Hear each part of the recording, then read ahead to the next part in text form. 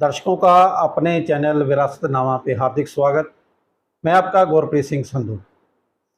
मेरे साथ हैं सीनियर पत्रकार अर्जुन शर्मा। शर्मा जी, आपका बहुत बहुत स्वागत इस प्रोग्राम में। बहुत धन्यवाद।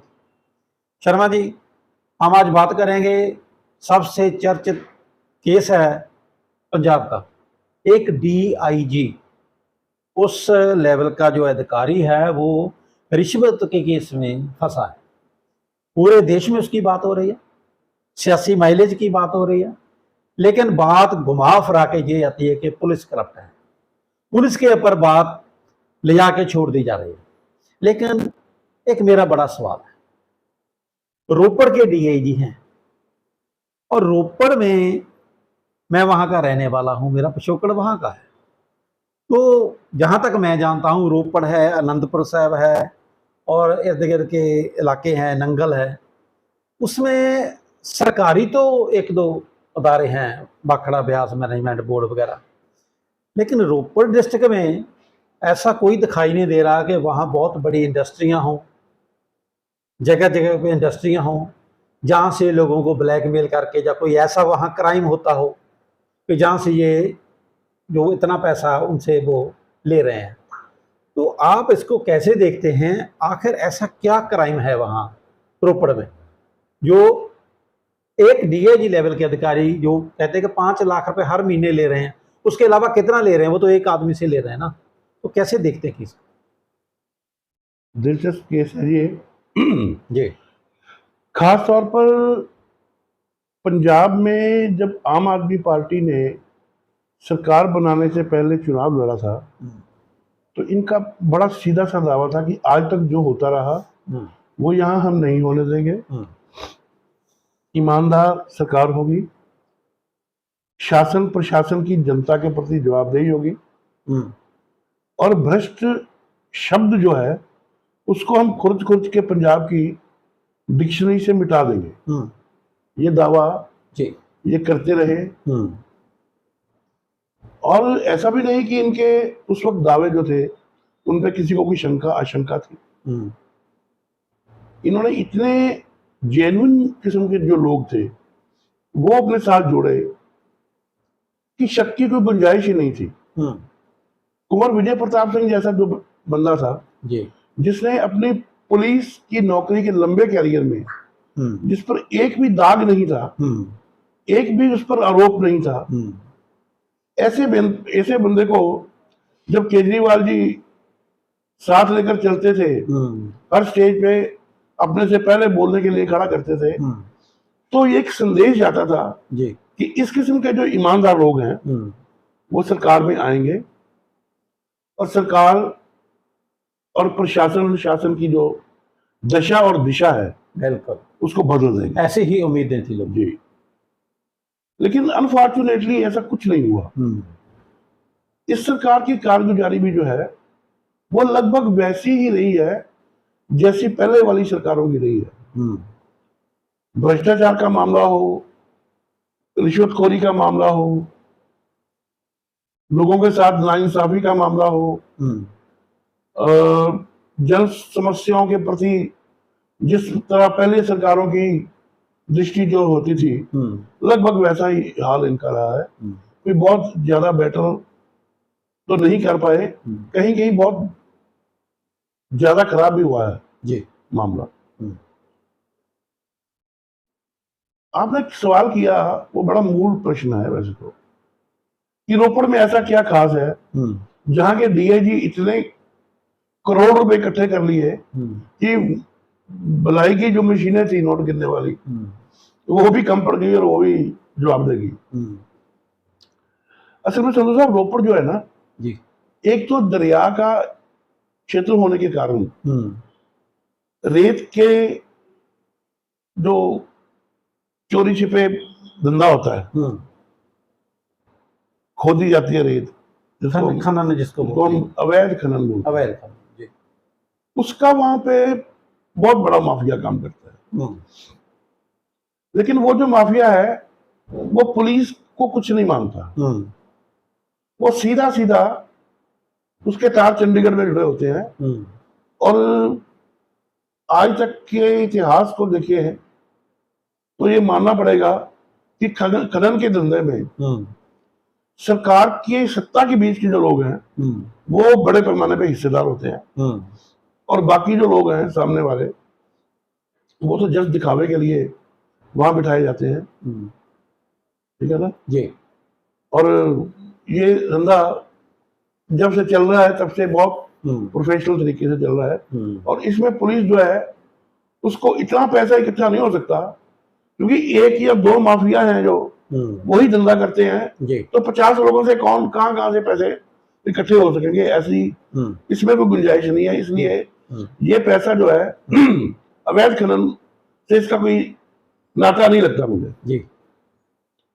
दूसरा जो इसका भौगोलिक क्षेत्र है, ये एक तरफ चंडीगढ़ और दूसरी तरफ हरियाणा हिमाचल, ये दो स्टेटों से जुड़ा हुआ है जी। तो इन दो स्टेटों से जुड़ा होने के कारण शराब की तस्करी जो है पंजाब में, उसका भी एक कारण हो सकता है, लेकिन वो धंधा भी इतने करोड़ों अरबों का नहीं है कि उसमें इतने पैसे आते हो जी जी।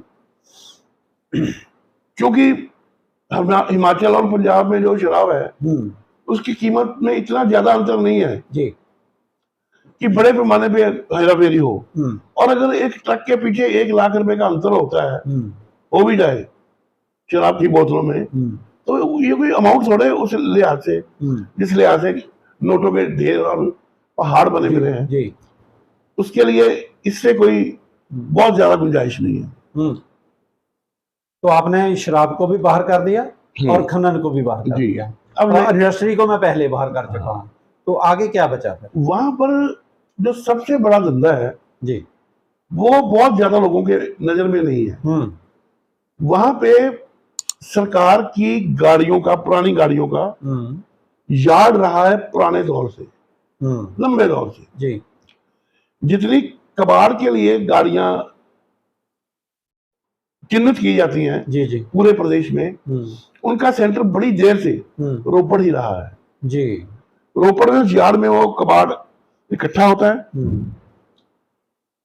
यहां तक कि PB 12 नंबर की जो सरकारी गाड़ियां सारी, और बेसिकली रोपड़ का ही PB 12 नंबर। यही मैं पूछने वाला था कि हमने तो देखी है सरकारी गाड़ी को PB 12 नंबर लगा रहता है, उसके पीछे क्या कहा? वो रोपड़ से ही उसका नंबर, नई गाड़ी का नंबर भी रोपड़ से लॉट होता था, क्योंकि प्रक्रिया ऐसी थी कि पुरानी गाड़ी वहीं गई और नवी वहां से आई, वहीं से आई जी। ठीक है ना, उसी जिले से आएगी हाँ जी।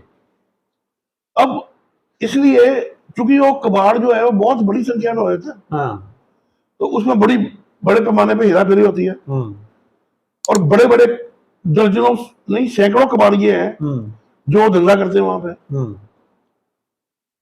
तो उन कबाड़ियों से पहले तो कोई ऐसी लंबी चौड़ी बात नहीं होती थी, लेकिन कुछ सालों से जब से व्यवस्था ने, जब से सरकार के शीर्ष लोगों में से जो 2, 3 नंबर 4 नंबर वाले हैं, उन लोगों ने इस चीज में इंटरेस्ट लेना शुरू किया, तब से पुलिस की ये ड्यूटी लग गई।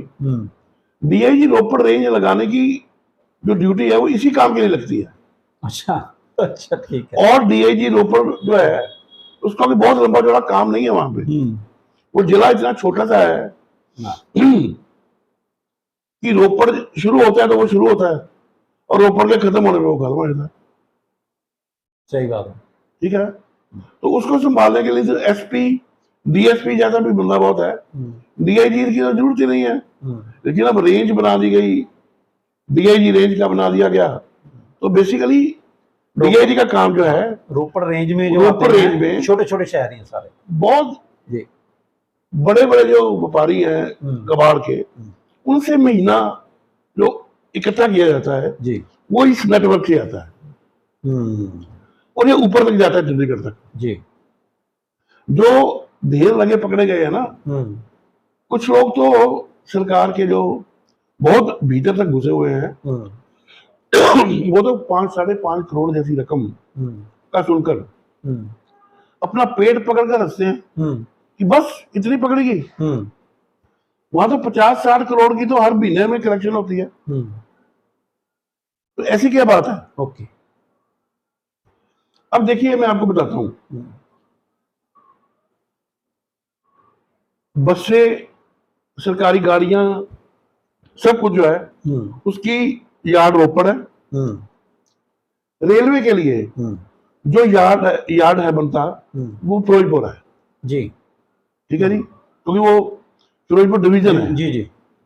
लेकिन फिरोजपुर के साथ कबाड़ का जो धंधा होता है रेलवे के कबाड़ का, उसमें कपूरथला के भी व्यापारी शामिल है, क्योंकि कपूरथला में रेल कोच फैक्ट्री है।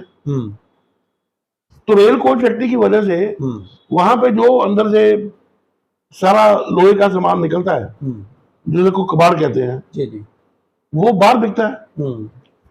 तो उसमें कई तरह की नई चीजें अंदर से मिलके कौन क्या ले आए, कैसे निकाल के ले जाए, ये तो वो धंधा करने वाले जानते हैं। बिल्कुल। तो फिर जब वो 2 नंबर की कमाई करते हैं तो उनको पकड़ने वाले भी होते हैं कि लाइए हिस्सा, शेयर दीजिए। तो ये जो शेयर है ये ऐसे इकट्ठे होता है और ये ऊपर तक जाता है।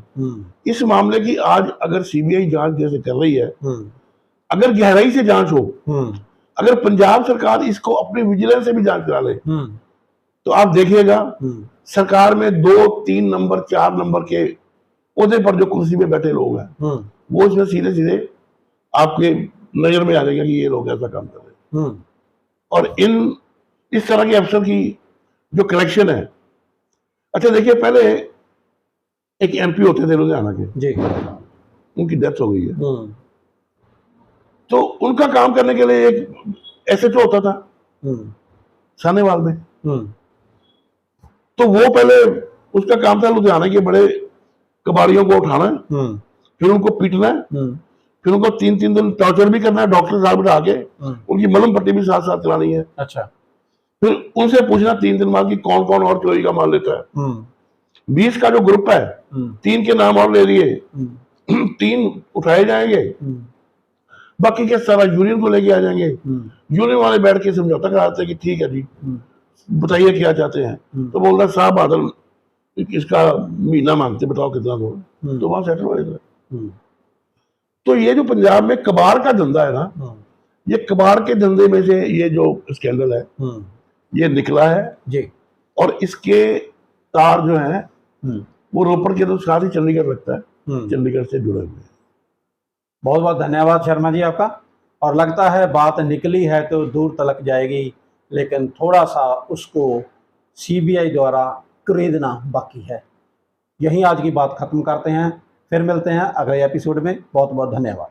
शुक्रिया, धन्यवाद।